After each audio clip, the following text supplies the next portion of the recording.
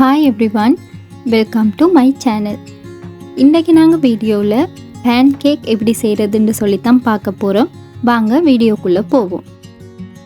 நான் இன்றைக்கி மாவு, முட்டை, தேங்காய் பால், மஞ்சள் தூள், உப்பு, தேங்காய் துருவல், சீனி, வெனிலா எசன்ஸ் இது இவ்வளவும் எடுத்திருக்கிறேன். 200 கிராம் மாவை ஒரு பிளெண்டர் கப்பில் சேர்த்துக்கோங்க.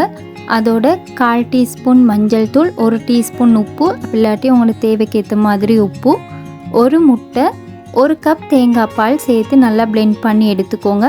இது 240 ml தேங்காய் பால். 200 கிராம் மாவுக்கு 1 கப் தேங்காய் பால் சரியான அளவாக இருக்கும். இல்லாட்டி ஒரு திக்கான பேட்டர் வர மாதிரிக்கு தேவையான அளவு தேங்காய் பால் சேர்த்து நீங்கள் அரைச்சி எடுத்துக்கோங்க. அரைச்சி எடுத்த பேட்டரை ஒரு பவுலுக்கு இது மாதிரி வடித்து எடுத்துக்கோங்க. அப்போ தான் எந்த விதமான கட்டியும் இல்லாமல் ஸ்மூத்தான பேட்டர் கிடைக்கும். இப்போ இதை மூடி ஒரு 15 நிமிஷத்துக்கு அப்படியே வைப்போம். அடுத்து நாங்கள் இனிப்பு தேங்காய் எப்படி செய்கிறதுன்னு சொல்லி பார்ப்போம். நான் மொத்தமாக 100 கிராம் சீனி எடுத்திருக்கிறேன். அதிலிருந்து ஒரு 3 டேபிள் ஸ்பூனை இது மாதிரி கேரமல் செஞ்சு எடுத்துக்கிற போகிறேன். ஸ்டவ்வை லோ ஃப்ளேமில் வச்சுட்டு இது மாதிரி கேரமல் செஞ்சு எடுத்துக்கோங்க. இது மாதிரி தேன் கலரில் வந்தப்புறம் 3 டேபிள் ஸ்பூன் சுடு தண்ணி சேர்த்து நல்லா மிக்ஸ் பண்ணிக்கோங்க. அடுத்து மிச்சம் இருக்கிற எல்லா சீனியையும் சேர்த்துட்டு சீனி நல்லா கரைஞ்ச பிறகு தேங்காய் துருவல் 1 கப்பையும் சேர்த்து நல்லா மிக்ஸ் பண்ணிக்கோங்க.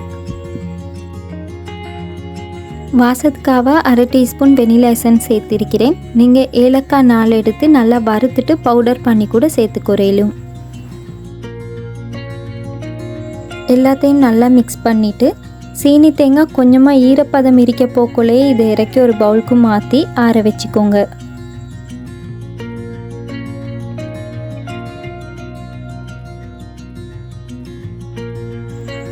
இப்போ நாங்கள் தோசை ஊற்றி கொருவோம்.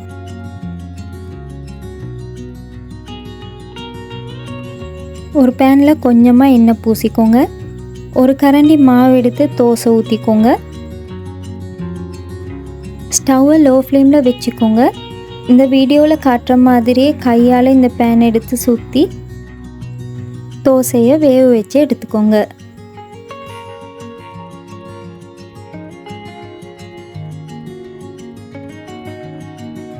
இது மாதிரி மேலாலையும் வெந்து வந்த பிறகு நீங்கள் வெளியே எடுத்துக்கோங்க. மற்ற பக்கம் திருப்பி போட தேவையில்ல.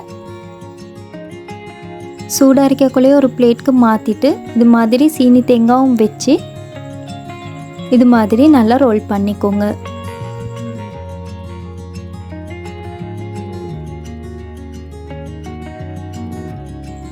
பார்த்தீங்கன்னு சொன்னால் விளங்கும். மற்ற பக்கமும் கலர் மாறாமல் அதே கலரோடு இருக்குது.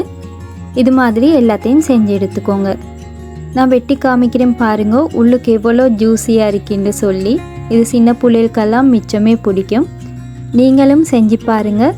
இந்த வீடியோஸ் உங்களுக்கு பிடிச்சிருந்தா சப்ஸ்கிரைப் பண்ணி எனக்கு சப்போர்ட் பண்ணுங்கள். இன்னொரு வீடியோவில் உங்களை சந்திக்கிறேன். அது வரைக்கும் பபாய், டேக் கேர்.